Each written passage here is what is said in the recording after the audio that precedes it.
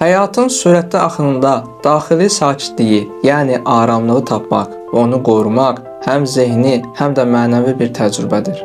Aram olmaq sadəcə xarici səslərin susması deyil, daxildəki fırtınaları sakitləşdirmək bacarığıdır.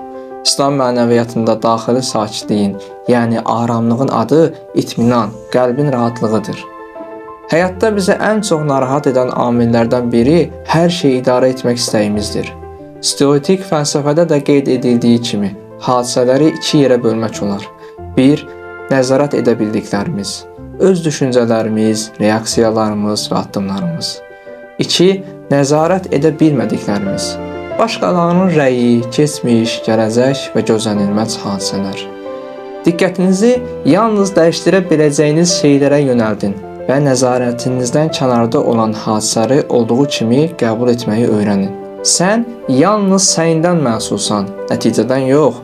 Səy insandan, nəticə isə yaradandandır.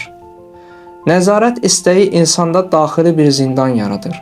Bu zindandan çıxmaq üçün hər gün bu 3 addımı atmaq lazımdır.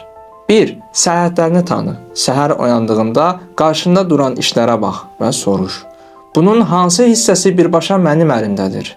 Yalnız o hissəyə enerjini qoy. Qalan hissə üçün narahat olmaq hələ yağmayan yağışa görə çətir açmaq kimidir.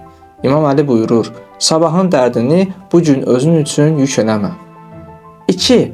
İdarə edə bilmədiyin bir hadisə baş verəndə, məsələn, planların pozulanda, gözlədiyin şey gecikəndə, mənəvi olaraq bu cümləyə sığın. Mən mənzərənin yalnız bir küncünü görürəm, bütöv görən isə Allahdır. Bu təfəkkür qəlbi tam bir itminan halına gətirir. 3. Keçmişi və gələcəyi burax.